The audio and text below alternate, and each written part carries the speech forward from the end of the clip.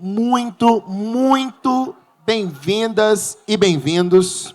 Pedimos aqui, por favor, para irem se acomodando nas cadeiras. Espero que tenham tido um excelente almoço, trocado, se conectado bastante. Dando continuidade ao nosso segundo bloco do encontro Pessoas em Movimento, Diálogos para um Melhor Estado, queria resgatar rapidamente aqui o que a gente teve pela manhã. Pela manhã, nós tivemos 2 painéis. O primeiro focado em discutir o papel e os desafios para a implementação das políticas para lideranças, do qual foi gerada essa maravilhosa facilitação gráfica da Mila. E o segundo, também um excelente debate com riquíssimas contribuições sobre os caminhos para promover equidade racial e de gênero, ampliando, assim, a representatividade no setor público. A gente vai dar continuidade agora à nossa agenda, mas para quem chegou agora, eu informo que, para saberem quem está na sala, é só acessarem o QR Code na mesa de vocês, onde vocês vão encontrar um painel digital com a foto dos nossos confirmados. Agora, então, dando sequência à nossa agenda da tarde, eu queria retomar um pouco de como vai funcionar a nossa dinâmica. Nós teremos agora à tarde mais 2 painéis. O primeiro painel ele é focado no tema da ampliação e da importância de ampliar o acesso e a transparência sobre dados de lideranças no setor público. E o segundo painel será um talk show mediado pela jornalista Semaia Oliveira, com a pesquisadora norte-americana Catherine Bash, sobre a valorização no serviço público. Então, vamos lá, a gente já está um pouquinho atrasado na nossa agenda, espero que tenham tido um excelente almoço e que estejam acordados para aproveitar mais esse rico debate. E, para mediar a próxima mesa, eu convido o senhor Marivaldo Pereira, secretário nacional de Acesso à Justiça do Ministério da Justiça. Seja bem-vindo, Marivaldo. Muito obrigado, Clarissa. Obrigado, Diogo. Boa tarde a todas, boa tarde a todos. Que felicidade imensa de estar aqui com vocês para conduzir esse painel que trata de um tema extremamente importante, a importância da ampliação da transparência dos dados públicos. E para mim é muito importante, muito especial falar sobre esse tema. Como servidor público, eu tive o privilégio de acompanhar grande parte das transformações relacionadas à transparência que a gente assistiu no governo federal e também tive a oportunidade de fazer uso dessas ferramentas para realizar o controle da sociedade sobre o poder público. Tive a oportunidade de acompanhar a implementação do portal da transparência, depois tive a oportunidade de trabalhar com a construção da proposta que resultou na Lei de Acesso a Informações, depois, como gestor, tive a oportunidade de acompanhar o decreto que regulamentou a Lei de Acesso a Informações, e depois, aquele momento em que todo o gestor público, naquela época, teve aquele frio na barriga danado, né? Se veio a Lei de Acesso a Informações, o que aconteceria no dia seguinte, após a Lei de Acesso a Informações? Como é que a população reagiria e como é que o poder público faria para fazer frente a demandas sobre dados que surgiria a partir da vigência da lei? E ali foi um momento muito especial e, felizmente, graças ao empenho, à dedicação de todo o governo, a época a presidenta Dilma encampou essa pauta com muita força, nós conseguimos implementar a Lei de Acesso à Informação, o serviço de informação ao cidadão, e o governo federal passou a ser uma grande referência na transparência de dados públicos. O portal da transparência, somado à Lei de Acesso à Informação, sem dúvida alguma, foram uma das grandes conquistas pós-Constituição de 1988, no sentido de promover a transparência pública e no sentido também de convidar o cidadão a acompanhar o dia a dia do Estado, a tentar saber o que está acontecendo com o Estado, a ter acesso a informações que não são do Estado, na verdade, são de toda a sociedade. E eu não tenho dúvidas em afirmar que o uso da Lei de Acesso à Informação e do Portal da Transparência foram fundamentais nesses últimos 4 anos.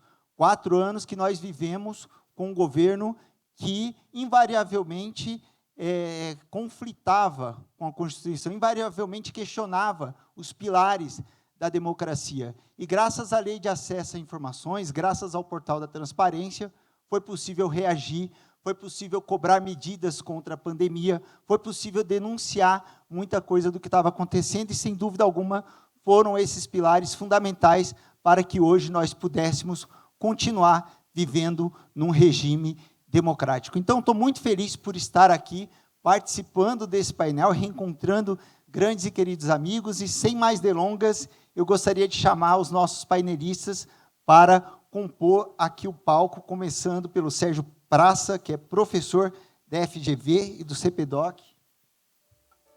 Palmas. Queria chamar também o Bruno Morassuti, que é cofundador do Fiquem Sabendo.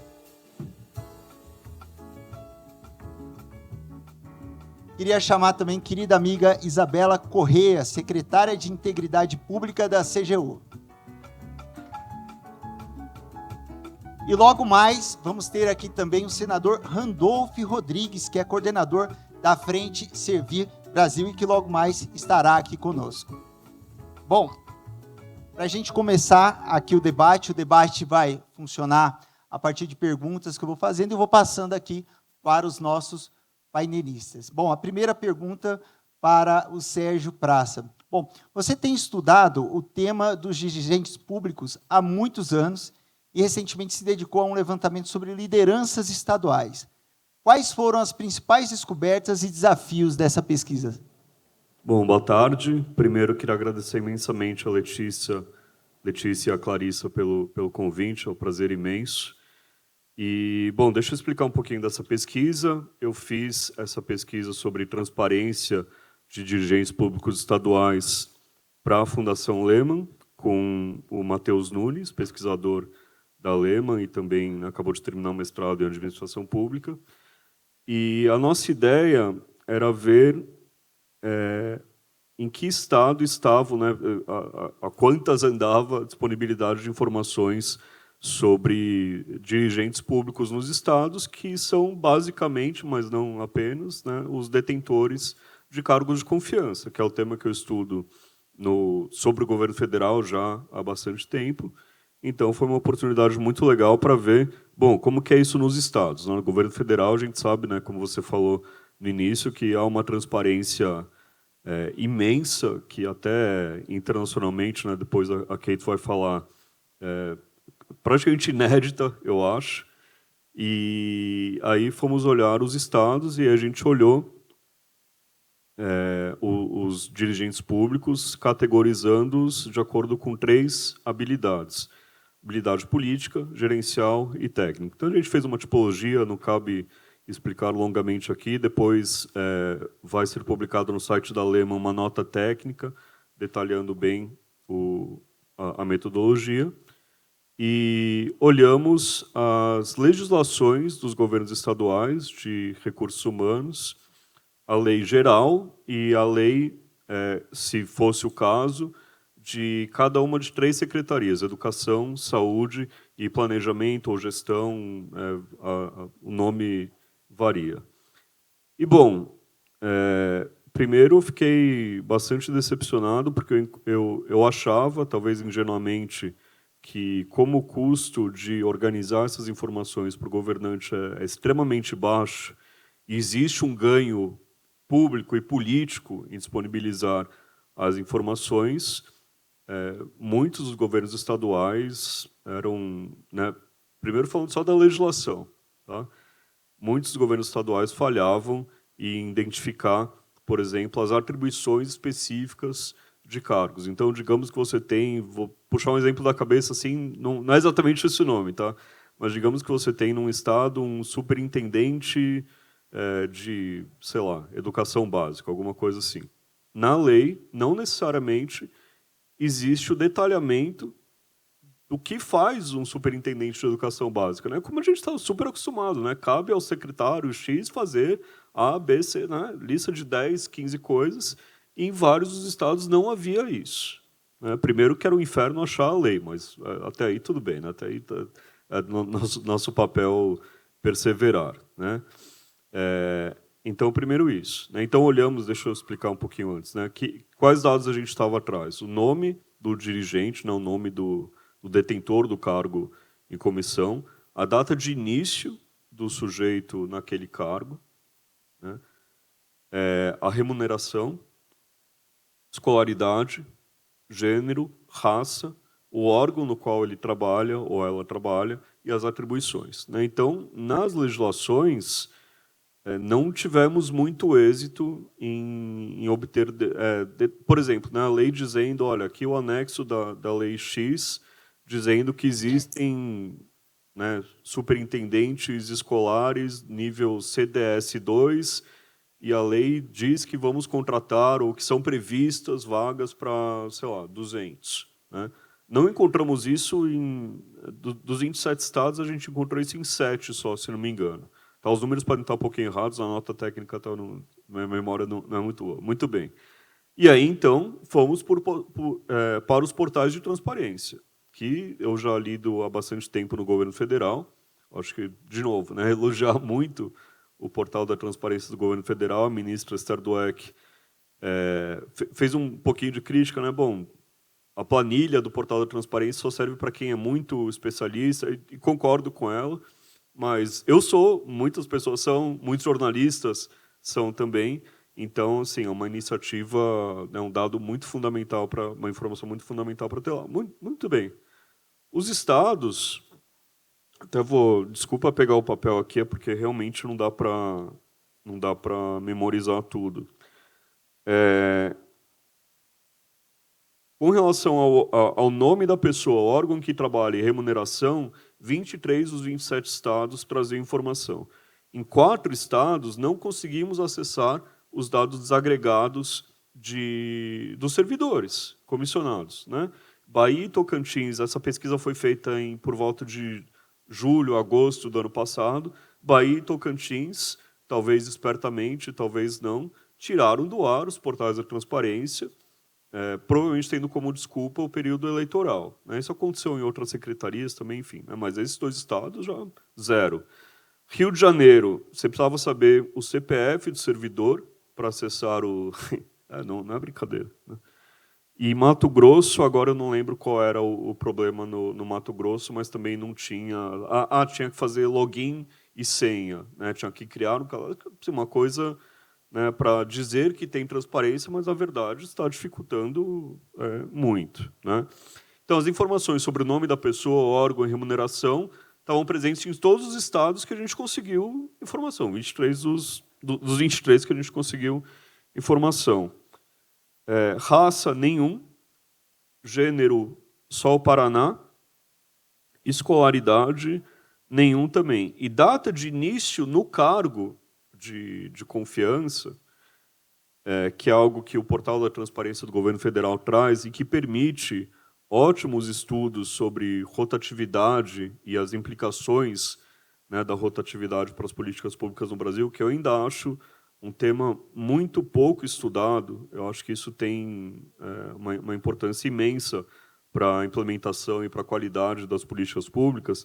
A data de início no cargo estava disponível só em 8 dos 23 estados. E, de novo, não há nenhum motivo técnico ou, né, não há nenhum motivo que não seja político para não disponibilizar esse dado. Então, bom, esses foram os desafios, algumas das descobertas, e foi isso. Nossa, muito obrigado, Sérgio. Acho que quem ousou fuçar no portal da transparência, ou mesmo usou a própria lei de acesso a informações para conseguir dados sobre funcionalismo, vem se deparando com vários obstáculos. Acho que a temática da remuneração já era algo histórico, né? A gente colocou no decreto, o governo federal abriu os dados sobre remuneração, quando a gente regulamentou a lei de acesso a informações, mas outros poderes criaram uma série de subterfúgios para tentar mascarar esses dados, e hoje tem determinados poderes que você não consegue dizer com certeza quanto que, por exemplo, um juiz, um desembargador recebe. Você não consegue dizer com certeza. Então, tem uma série de subterfúgios. Quanto mais também saber quantas pessoas negras, né, você tem na cúpula desses poderes, quantas mulheres você tem. Aí você olha a composição dos tribunais hoje no Brasil, a maioria esmagadora de desembargadores são desembargadores, pouco tem de mulheres, embora as mulheres estejam entrando bastante na primeira instância. É um só dos exemplos que fica aqui, aproveitando para passar para o Bruno. perguntar o seguinte, Bruno, em meio à intensa disputa política e de narrativa, como os dados podem ser usados para subsidiar a construção de políticas e leis que possam transformar o perfil do funcionalismo público, sobretudo nas posições de lideranças, um tema que é muito central hoje, que a gente vem discutindo a presença de mulheres, pessoas negras, negros e negras nas instâncias de poder. Em primeiro lugar, obrigado por estar aqui hoje, é um prazer estar aqui conversando com vocês. O acesso a dados públicos, de modo geral, ele é avançado, sim, em nível federal, isso é inegável, mas quando a gente vai chegando mais próximo de estruturas de poder, eu, como cidadão, como sociedade civil, começo a enfrentar desafios para poder identificar informações relevantes sobre a escolha do gestor, sobre por que aquela pessoa passou a fazer parte daquele cargo ou função, né, e informações gerais sobre quem ela é. Né. A partir do momento em que a gente consegue acessar essa informação, a gente consegue descobrir uma narrativa de como é que ela passou, né? Como ela avançou dentro da iniciativa privada ou dentro do setor público até chegar naquele cargo. O que hoje a gente percebe? E aí, nesse caso, inclusive no governo federal. Se a gente vai buscar currículo de gestores públicos, o primeiro grande problema que o cidadão encontra é que a gente não tem sequer padronização. Então, a gente tem uma obrigação geral lá, prevista por um decreto de publicação de currículos, mas e se eu quiser saber o currículo de qualquer agente público? Eu não tenho isso expresso na lei. A gente conseguiu isso batalhando, fazendo pedidos de acesso à informação. Né? Mas toda vez que um servidor ele é escolhido para ser ministro, secretário, ele passa por todo um processo de análise com relação ao seu currículo. Existe uma análise política e uma análise jurídica sobre se ele é ou não uma pessoa que preenche os requisitos para o cargo. E até pouco tempo atrás, essa informação ela era restrita. A gente tinha um sistema em que essas informações estavam armazenadas e eu, como sociedade civil, não conseguia ter acesso. Isso questiona a legitimidade da escolha. Né? Só que o argumento que o governo federal nos dava era que eram informações estratégicas, sensíveis e que não poderiam ser acessadas pelo cidadão. Percebe a dificuldade que a gente tem aqui de diálogo entre sociedade civil e governo? Infelizmente, nesse caso, isso aconteceu durante o governo passado, a gente teve que provocar o TCU a se manifestar sobre o assunto. E o TCU disse, não, realmente não faz sentido que a escolha, né, a informação sobre a escolha de um agente público de cargo em comissão, de uma função gratificada, que vai definir a política pública do governo federal, a gente não consiga saber por que ele foi escolhido. Né?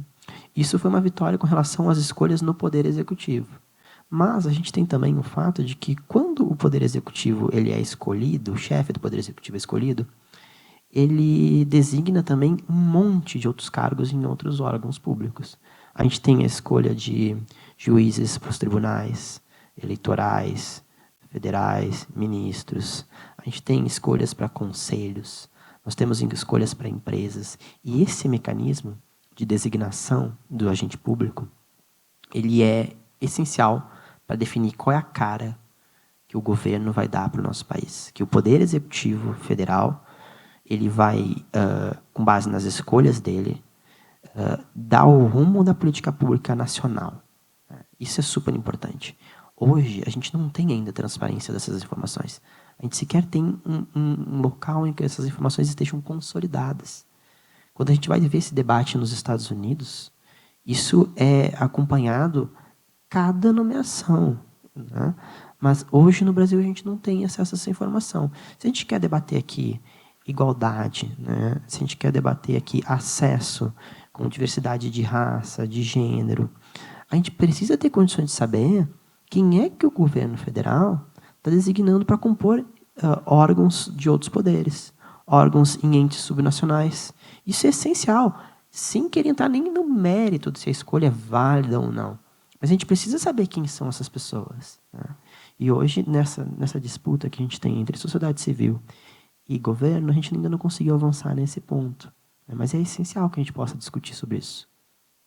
Boa. A gente viveu também um outro processo que é importante relatar. A gente viveu na gestão passada situações em que vários servidores públicos que eram indicados para ocupar cargos comissionados extremamente baixos, não estou nem falando de cargos de diretoria, coordenação, não, e eram escolhidos pelo ministro, titular da pasta, e simplesmente eram vetados por um sistema de pesquisa que não dava ao servidor a oportunidade de saber porque estava sendo vetado.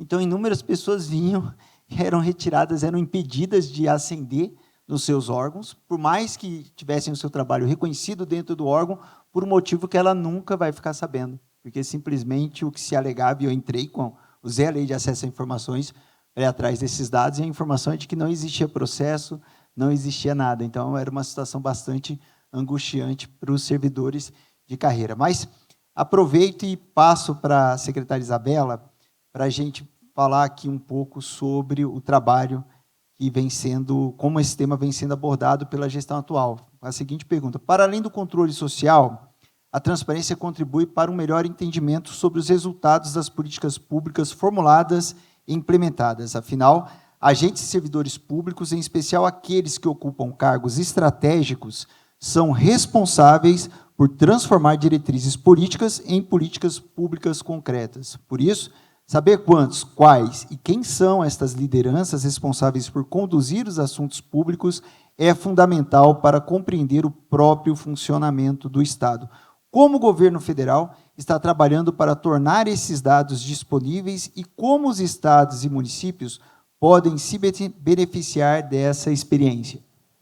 Obrigada, Marivaldo, pela pergunta, e queria agradecer a Fundação e o movimento pelo convite. É um prazer estar aqui entre amigos, interlocutores da sociedade civil, da academia. É realmente uma honra estar aqui.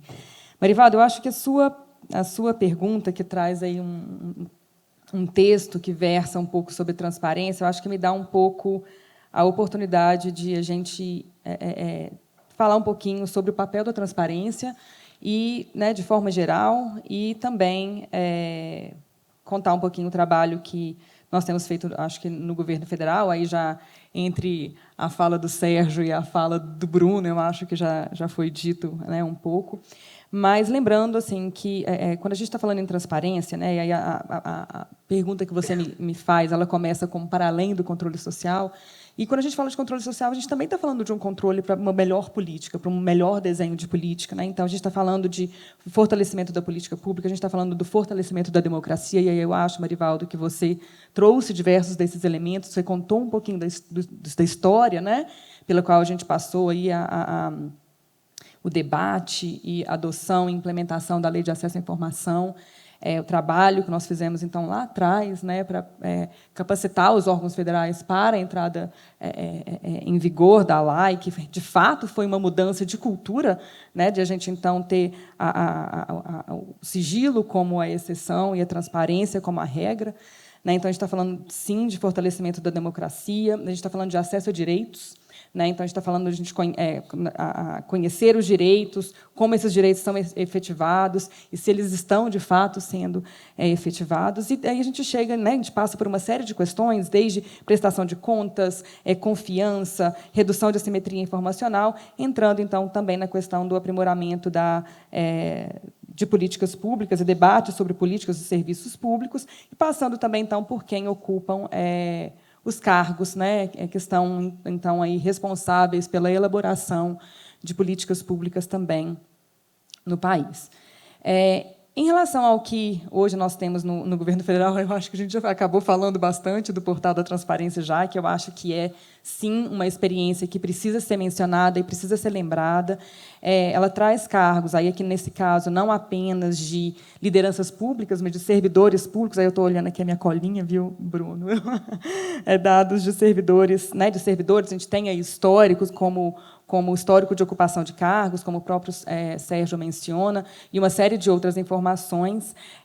Nós temos feito, então, também na Secretaria de Integridade Pública, nós somos responsáveis aí pela temática de transparência ativa e governo aberto, então nós também realizamos um trabalho de monitoramento das obrigações de transparência ativa, que incluem também, em alguma medida, transparência ativa referente às lideranças públicas. Então, nós olhamos, por exemplo, né, informações que, muitas vezes, para o governo federal, parecem hoje já um pouco mais óbvias, mas eu acho que o Sérgio nos lembra que não é tão óbvio que a gente tenha, por exemplo, informações institucionais de as competências, as normas que instituem as competências e os mandatos, né, de cada um dos órgãos no site, né, que tenha isso de forma clara. Em termos de lideranças, acho que a gente falou um pouquinho aqui da questão dos currículos, né, então, o nome, o contato, a área, os currículos, né, dessas pessoas, então, que nos permite entender a preparação daquelas pessoas para aquele cargo, debater isso eventualmente publicamente, né, como o Bruno traz aqui um pouquinho. E, mais recentemente, nós também avançamos em aspectos da transparência das agendas, né, das altas autoridades, que eu acho que também merece ser mencionados, com quem essas lideranças têm conversado, quem essas lideranças, vou me colocar aqui também, né, no meio, quem nós temos ouvido, né, quem tem pedido audiência, com quem nós temos conversado, quem tem, de alguma forma, nos apoiado e com quem temos dialogado para elaborar e pensar políticas públicas. E aí, pensando aqui em estados e municípios, eu acho que uma das questões que a gente precisa falar é um pouco sobre estruturação de dados. Eu acho que um pouquinho do que a existência do dado, onde esse dado está, né, e como que a gente consegue disponibilizar.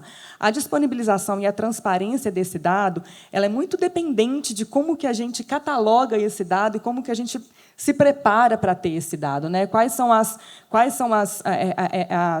estruturas de dado que a gente está pensando, que tipo de padronização a gente está pensando. Então, quando a gente entra no portal da transparência hoje, e que aí, lá a gente tem informações e dados dos servidores, existe um padrão. E tirar essas informações de um sistema que, para a gente aqui no governo federal, né, já é um local mais comum, a gente já faz isso há algum tempo, eu acho que ainda pode ser, pelo que o Sérgio nos traz aqui, um passo que, em alguns locais, a gente ainda tem que dar, né, pensar nessa estruturação, na padronização do dado.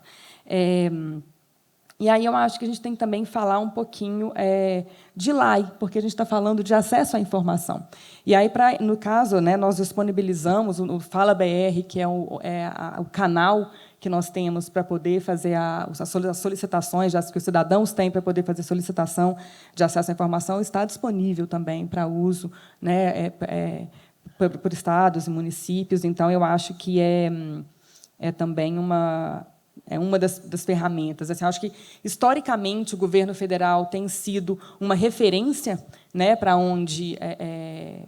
estados e municípios. Isso não quer dizer que também nós já avançamos tudo. Nós sabemos que nós temos uma agenda de avanço ainda para realizar, e nós estamos trabalhando, né, em relação a essa agenda, mas eu acho que tem um diálogo bom que a gente pode realizar, e assim, nós temos também, historicamente, cooperado bastante com estados e municípios nesse trabalho. Eu acho que aqui o movimento Pessoas à Frente, né, pode contar também conosco para esse trabalho. Eu acho que a gente vai ter mais uma rodada, a gente pode falar de mais algumas experiências que nós temos realizadas no âmbito do governo federal.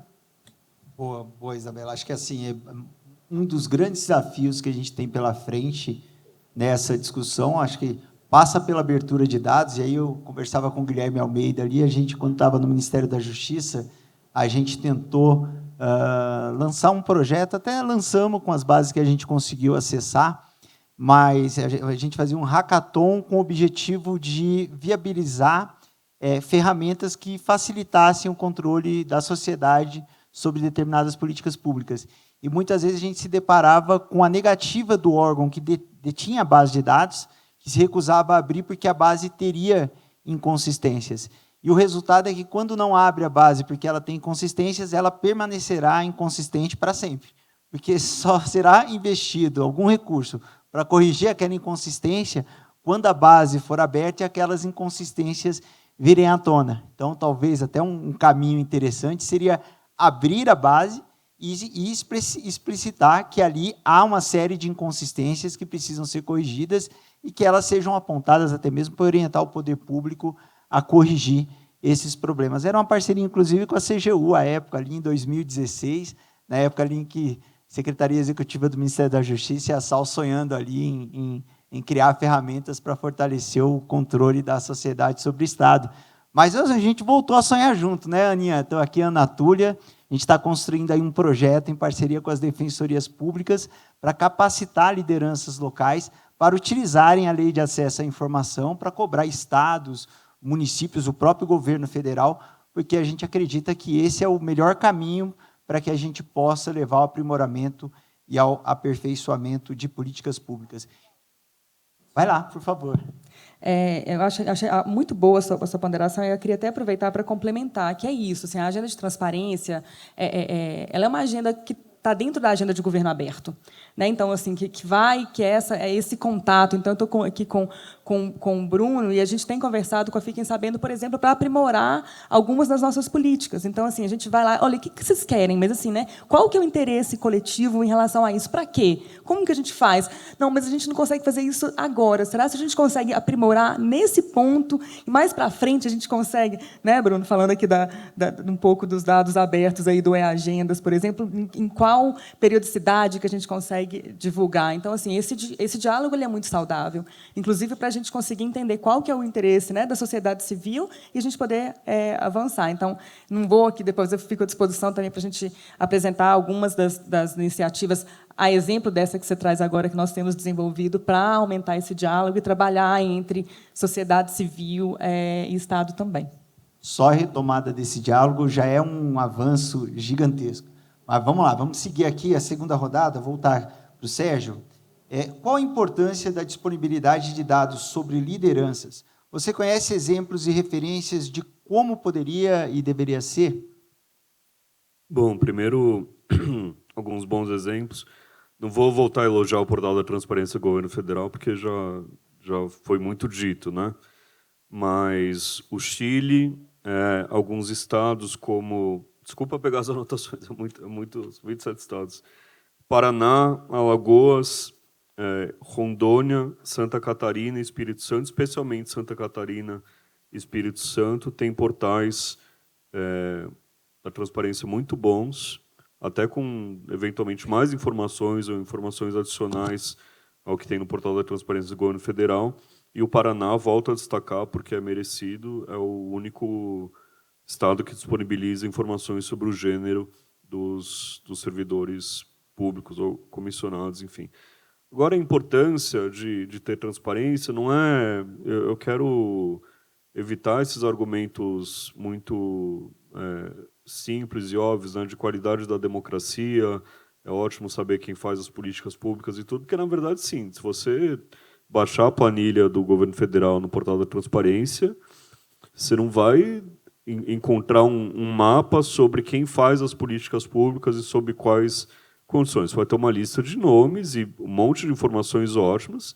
Você tem que ser especialista para depois, para então pegar as leis e até as agendas. Queria até falar um pouquinho disso, se vocês me permitirem, já que a Isabela tocou no assunto, para ver o que eles fazem, né? Então não é tão simples assim, mas como, né, eu tenho falado com o Matheus, a Clarissa, né, que estão se preocupando né, junto com o movimento, né, não só alemão, mas o movimento todo se preocupa em fazer advocacy, em pressionar é uma palavra mais minha, né, mas convencer os governos estaduais e eventualmente municipais também a abrirem mais os dados, a terem portais da transparência, informações mais né, de um nível melhor que a gente queira, né, eu fico pensando se um argumento também não pode ser de ir atrás de quem é oposição na Assembleia Legislativa. Sabemos que governadores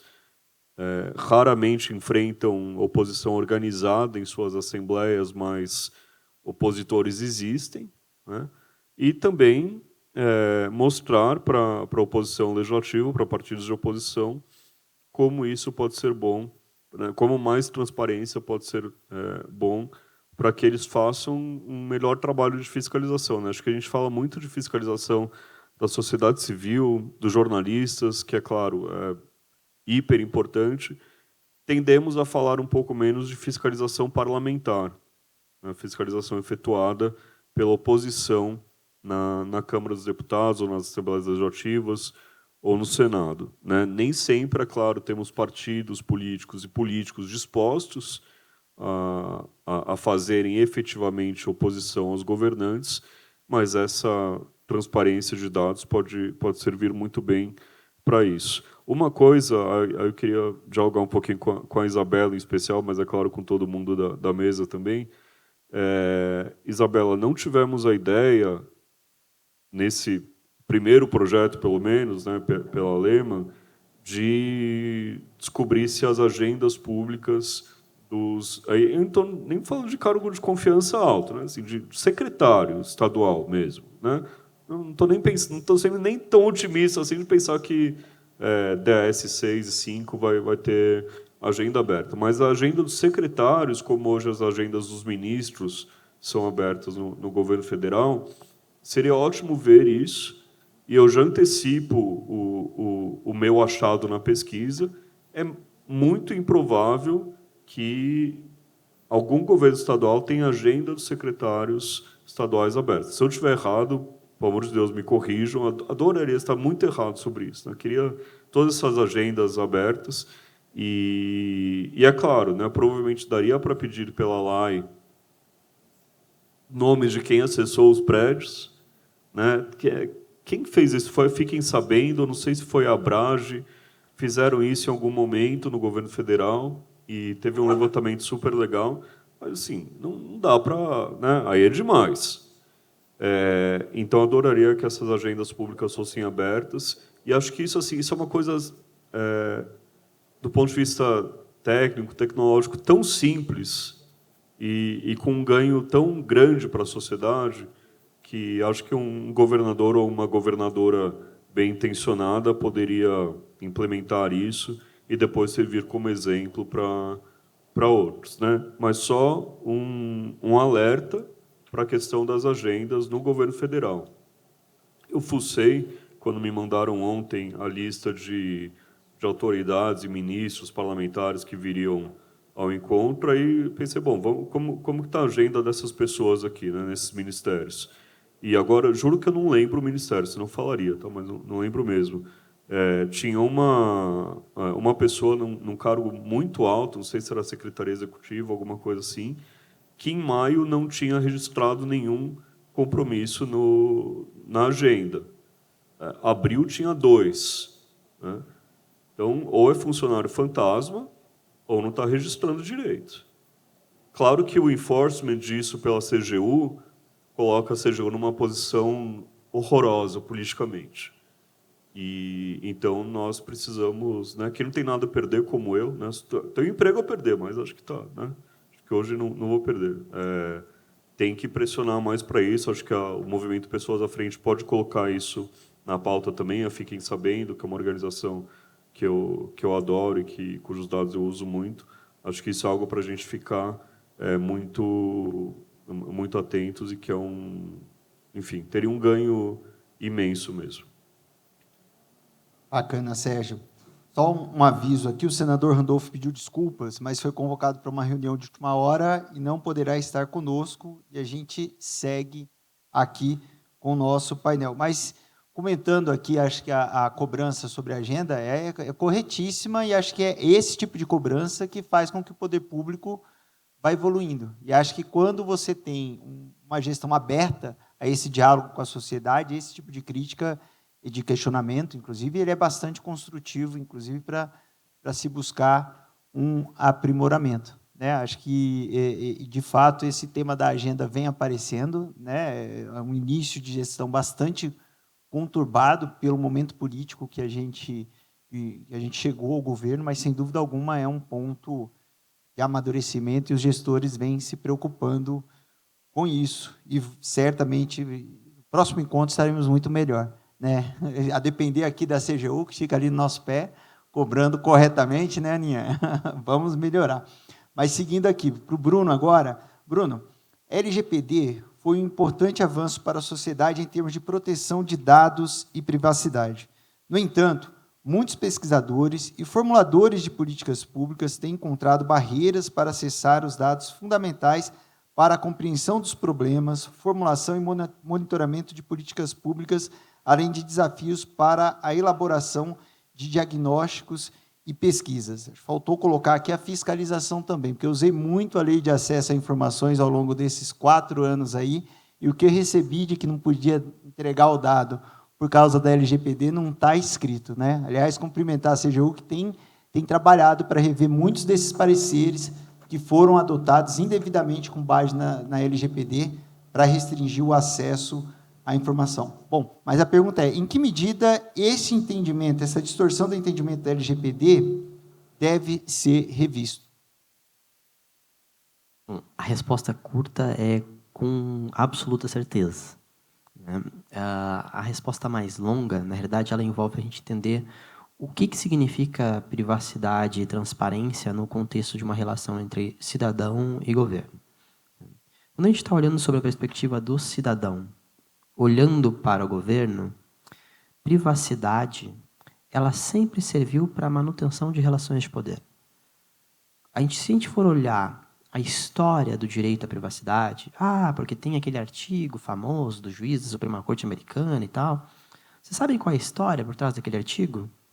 É porque o sócio dele, na época ele era advogado, a filha dele casou com o filho de um senador, de não me lembro qual estado. E a imprensa cobriu de forma muito intensa na época, tirou fotos da ocasião. E eles ficaram escandalizados pela situação e passaram a defender um direito à privacidade. Na realidade, a gente está olhando aqui 2 pessoas em uma situação de poder, de privilégio, que não estavam dispostas a se submeter ao escrutínio público, porque, posteriormente, aquele advogado fazia lobby perante o legislativo local. Né? Essa é a história do direito à privacidade no resto do mundo. Né? O direito à privacidade, só recentemente, ele é visto como uma ferramenta do cidadão particular, né? Como uma ferramenta do cidadão contra o abuso por parte de dados de empresas. O direito à privacidade, historicamente, ele é alegado para a defesa de situações de privilégio. Por isso que, no Brasil, a gente regulamenta a transparência antes da privacidade. A lei de acesso ela é anterior à LGPD. A nossa Constituição Federal, ela assegura várias vezes o direito à publicidade, e só uma vez ela vai falar em intimidade na redação original. Por que isso? Porque a gente está tentando corrigir assimetrias de poder. A gente está tentando entender qual o estado que a gente tem e qual o estado que a gente quer ter. Sem ter acesso à informação, nós não conseguimos fazer isso. Qual é o problema da LGPD? O problema da LGPD é que ela é, com a devida proporção, uma cópia de legislação europeia, que vem trazendo uma discussão que é particular para os europeus, de preocupação de privacidade, porque eles têm outro histórico cultural, outra série de problemas. A Alemanha, hoje, tem um problema muito grande por causa da compreensão deles de privacidade, que influencia muito a nossa discussão aqui no Brasil, que é, em razão de toda a questão da perseguição a grupos minoritários, judeus, enfim, hoje, na Alemanha, acesso a esse tipo de dado quase não existe, porque não é mais coletado para evitar esse tipo de coisa. Qual é o problema? Identificar informações sobre população vulnerável na Alemanha é muito difícil, porque eles não têm o dado. Isso, no Brasil, é um retrocesso gigante, porque a gente precisa ter acesso a esse tipo de informação para poder tornar a nossa sociedade, que hoje é desigual, uma sociedade mais igualitária. A interpretação que a gente dá para a LGPD, porque ela não foi uma lei feita pensando problemas de política pública, de execução de política pública, ela foi uma lei feita principalmente para discutir a relação entre pessoas individuais e grandes empresas que tratam dados. Ela não foi pensada para isso. É por isso que, quando a gente vai fazer um pedido de informação, a gente tem esse problema. O gestor que não quer fornecer aquela informação, por razão de uma assimetria de poder que ele tem, ele vai usar a LGPD de novo. Daí a gente volta àquela discussão que a gente tinha vencido, entre aspas, na época da lei de acesso, lá com aquela a suspensão de liminar 623 pelo STF, em que eles disseram que a transparência é o que a gente precisa para uma sociedade republicana, a gente volta a ter essa discussão. Quando a gente precisa saber, por exemplo, a LGPD diz informações raciais são informações pessoais sensíveis. Concordo. Mas e como é que a gente vai querer saber se o Estado está provendo cargos para pessoas, né, de outras etnias? Se eu quiser saber se a pessoa negra está fazendo parte da administração pública, eu tenho que poder saber essa informação. Eu não tenho como fugir desse pedido. Eu preciso saber isso. Hoje, se a gente for interpretar literalmente, a gente não consegue, né? A questão, o gênero da pessoa, também informações, né, sobre a opção sexual, o gênero, pode ser interpretados como informação sensível. Qual é o problema hoje? A gente não consegue saber se a mulher está sendo representada. Como é que eu, Bruno, faço para descobrir isso? Eu faço um truque, que é o seguinte: eu pego os dados do IBGE, que eu sei que tem um percentual de pessoas por nome que é de um gênero ou de outro, e cruzo com o nome das pessoas. E daí eu tenho uma estatística. Qual é o problema dessa minha avaliação? População trans, por exemplo, ou população que utilize nomes de forma não convencional, eu não consigo identificar. Eu não consigo saber se elas existem. E eu tenho um problema muito grave. Dados de segurança pública. A LGPD, em alguns casos, foi tão mal interpretada que a gente não registra mais, em alguns estados, se a vítima era uma pessoa negra ou branca. Violência policial, hoje em dia, a gente não consegue mais pesquisar da mesma forma.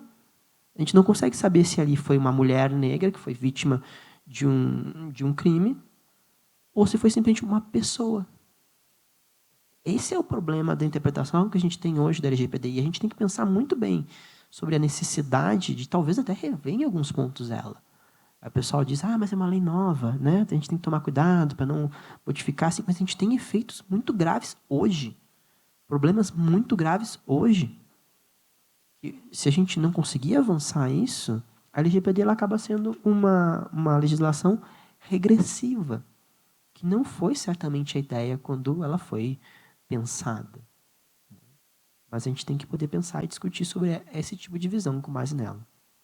Perfeito. De fato, é uma lei extremamente importante, né? Sobretudo na era hoje da internet, na era em que os dados hoje são transmitidos de forma muito facilitada e gera muito incômodo, né, para quem tem seu dado pessoal exposto. Mas acho que a distorção da interpretação realmente vem chamando muita atenção para quem usa a lei de acesso a informações. Uma coisa era a lei de acesso antes da LGPD e depois começou a proliferar uma série de situações em que gestores usam a LGPD para negar acesso à informação. Tem um caso clássico aqui no GDF, que eu pedi o registro de entrada e saída de uma determinada pessoa, numa secretaria aqui do DF, e veio a recusa dizendo que não poderia dar esse dado porque era um dado pessoal, né? E aí ganhamos na justiça, mas aí agora o gestor diz que o dado não existe. Então, esse é um dos exemplos, mas se a gente for citar aqui, são vários exemplos de distorção para negar o acesso a dados. Se a agenda é pública, que dirá o registro de entrada e saída de quem está frequentando o órgão público. Obviamente que se tiver situações como, por exemplo, o Ministério de Direitos Humanos, que tem lá os programas de proteção de pessoas ameaçadas, esse dado ele tem que ser decretado sigilo desse dado, esse dado tem que ter o acesso efetivamente restrito. Mas, de um modo geral, a população tem o direito de saber quem está frequentando, quem está acessando os órgãos públicos. Como a gente fez divulgando, por exemplo, os dados sobre lobistas de armas que frequentavam vários espaços da Esplanada constantemente ao longo dos últimos 4 anos, e a gente denunciou isso bastante. Agora, para a Isabela, mais uma pergunta aqui. Quando o assunto é raça e autodeclaração, existem muitos desafios de entendimento sobre as categorias definidas pelo IBGE, além de críticas de alguns setores de que este debate estaria racializando o servidor público. Como vocês têm lidado com esses desafios? Responder essa pergunta passa por entendermos a questão estrutural do debate, né, sobre raça. Então, eu acho que o MIR, e aí eu acredito que a Ana Venturini esteve aqui em debate com todos vocês hoje, tenha avançado um pouco esse diálogo, então eu vou me ater mais em relação à questão da transparência, né? Eu acho que recentemente foi feita, está sendo feita, ainda ela foi iniciada, uma revisão aí da coleta de dados de autodeclaração pelos servidores, e seguindo então seguindo o IBGE, né? E aí essa questão de a gente ter no IBGE e termos em diversos a coleta de dados, seguir uma padronização, ela é importante quando a gente vai pensar em cruzamentos, em entender e avaliar políticas públicas, né?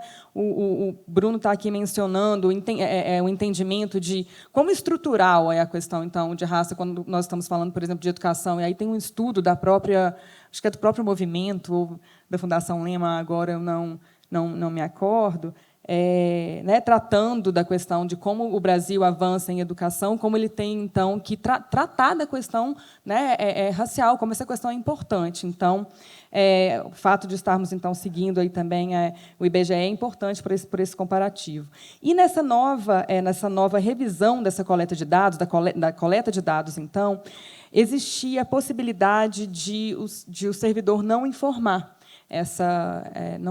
Não prestar essa informação, e agora, nessa revisão que nós estamos fazendo, essa informação ela está sendo exigida, não tem mais a possibilidade de não informar, né?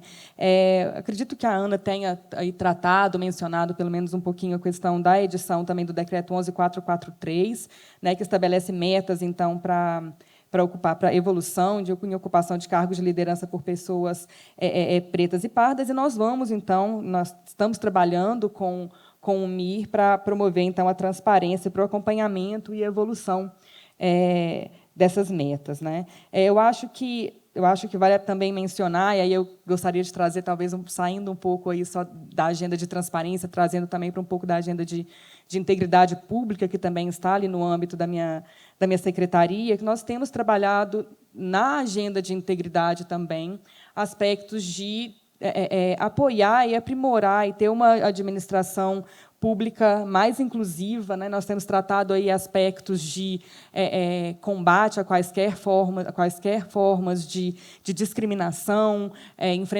enfrentamento ao assédio moral. Muitas vezes a gente sabe que, né, a questão de assédio moral pode ter ali transvestida uma questão de racismo, né? Então nós temos atuado em diversas frentes, eu acho, tanto para a gente ter mais dados, para nós avançarmos nessa administração pública mais diversa, mas é importante também a gente entender e aceitar a questão da questão do racismo estrutural, né, assim, na administração. Na administração, fora da administração, racismo estrutural no Brasil, desculpa.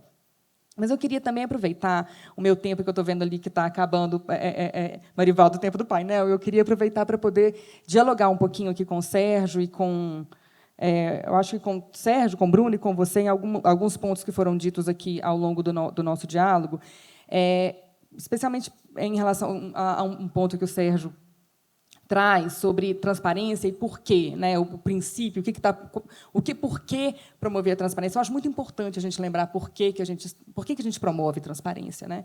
Porque esses princípios direcionam, inclusive, a forma de transparência que a gente vai fazer que a gente vai promover. E, de fato, em alguns momentos, nós vamos promover uma transparência que todo e qualquer cidadão vai conseguir ler, né? Então, por exemplo, como que eu faço para ter acesso a um canal de solicitação de laia? Ou como que eu faço para ter acesso a um canal de denúncia? Ou como que eu faço, mais importante ainda, para ter acesso a uma política pública, né, para mim? Então, como que eu faço?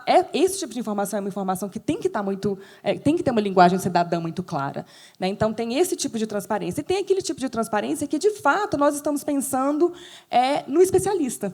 Então, quando a gente tem uma política no governo federal que é a política de dados abertos. Eu não, assim, a priori, eu não espero que qualquer cidadão leia, né, planilhas gigantescas e enormes, mas a gente discute e debate a importância de ter esses dados, porque, sem esses dados, muitas vezes a gente não consegue refletir a efetividade daquela política, a eficiência daquela política. Então, eu acho que esses princípios eles são importantes para a gente lembrar e resgatar, na hora que a gente está evoluindo nessas políticas, por que nós fazemos aquilo, né? Então, assim, e como que nós temos que fazer, portanto, se nós queremos alcançar o objetivo que nos é dado.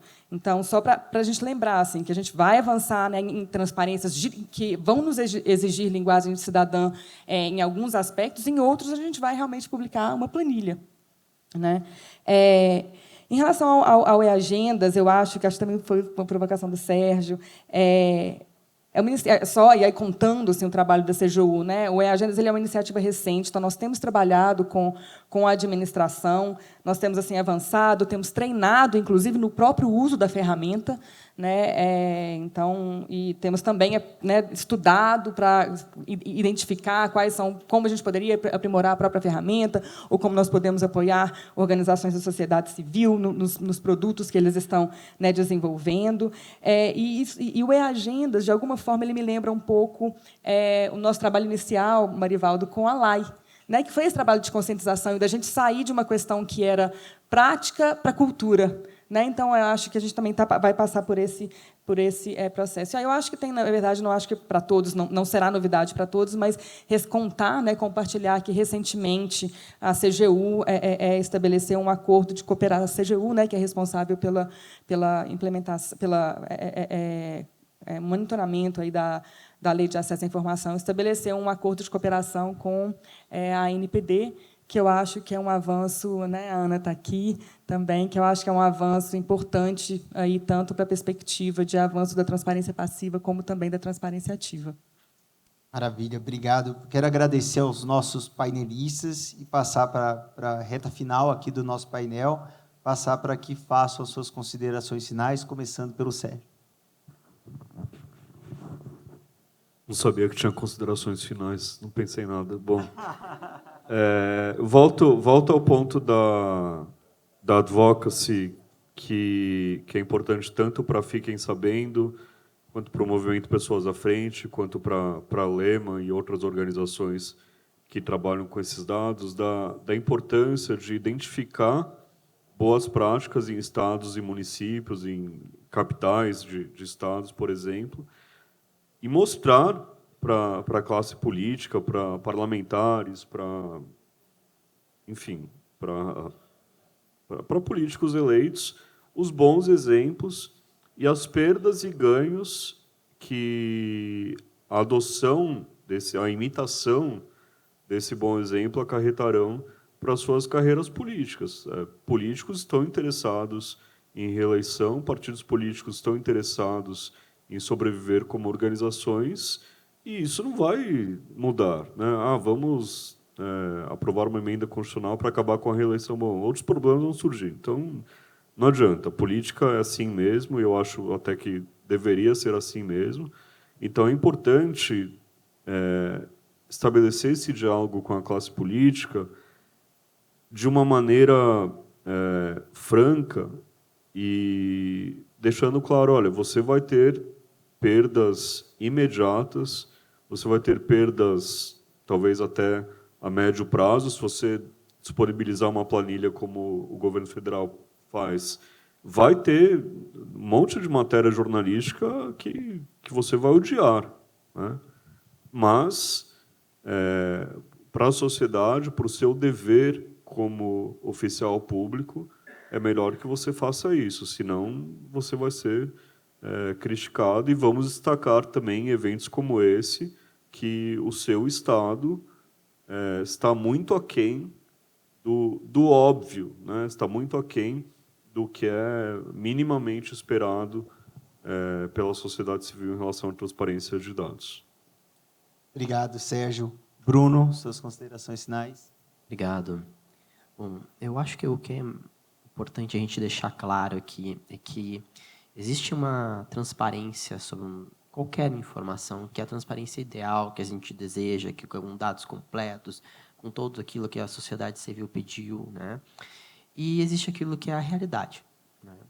Quando o gestor recebe uma demanda da sociedade civil, eles às vezes nos dizem assim, olha, Bruno, a gente não consegue fazer desse jeito que tu está pedindo, então a gente não vai publicar.